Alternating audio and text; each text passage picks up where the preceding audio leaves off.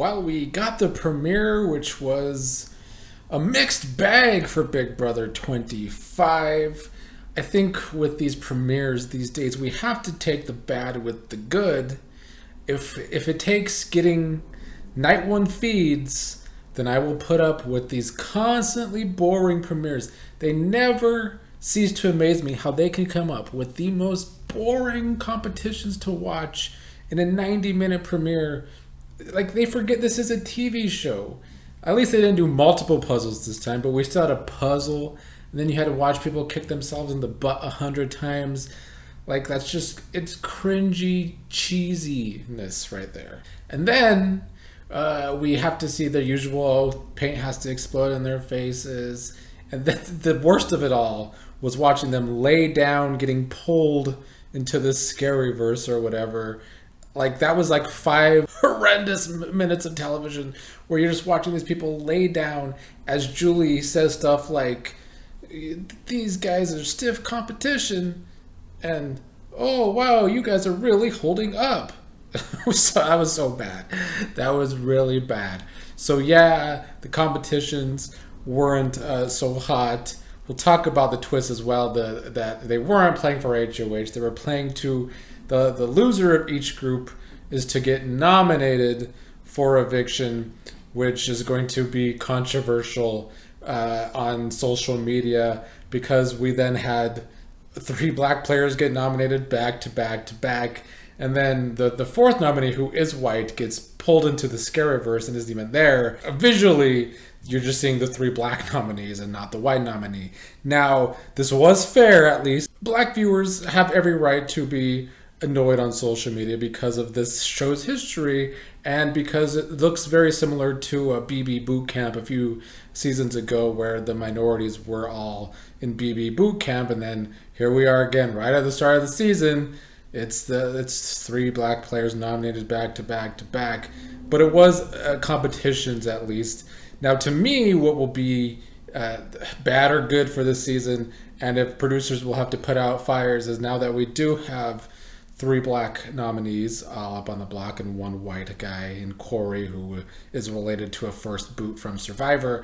I fear that the rhetoric that we're going to hear in week 1 again for 3 out of the last 4 seasons is going to possibly be very bad to watch again, especially when you have 2 of these people from the southern little podunk towns. I think the podunks might start some of those issues, because we see in the past, almost every season on the show, white players talk about, oh, the black players are going to work together.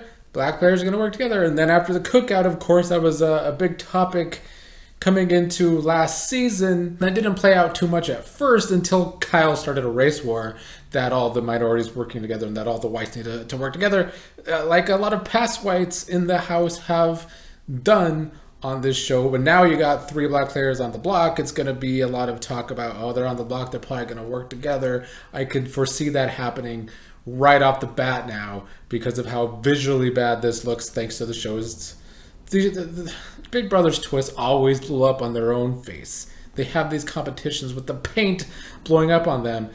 So this might blow up in their own face like usual because of the rhetoric we might now hear from somebody. Hopefully that's not the case. At best, it's just a lot of awkward talks in relation to the nominees. At worst, it's going to be problematic, similar to Frenchie's HOH, when he was very racist towards Kyland, and last year with Kyle starting a race war. Let's hope this does not become the case, however, because I don't really have the energy for it. I will, of course, get to the Cirie twist here very soon. The nominees are Jared, Cirie's son, Kirsten, Felicia, and Corey. I think out of those 4, the 2 biggest people, well, Corey's in danger because he's not going to be able to talk to people on night 1, I guess, is what we're going to see here. So he could be in very big danger. Now, the other 2 I think that are in danger are Kirsten and Jared. If and when everybody finds out him and Cirie are related, I think Jared would be a big target after that. But if Cirie works her usual social game magic on Big Brother like she has done on Survivor in the past, then I think that Jared could be okay and that could put Kirsten in trouble. Felicia shouldn't be in trouble, in my opinion, unless she talks herself into trouble. We see she has a big personality, and so she could maybe talk herself into trouble, but hopefully she plays it more safe than not in that instance. So we have 4 noms. I hope it comes down to just 2. I think best case scenario for the twist is that there's actually, there was 4 noms. Maybe there will be 3 vetoes. And 3 people could possibly come off the block, or maybe even should come off the block. The only way to make this twist not totally be terrible is to get down to just 2 nominees, while also still having an HOH who can possibly make a renom if needed. I think the only way to do that is to have multiple people coming off the block the rest of the week with whatever twist they're going to throw at us.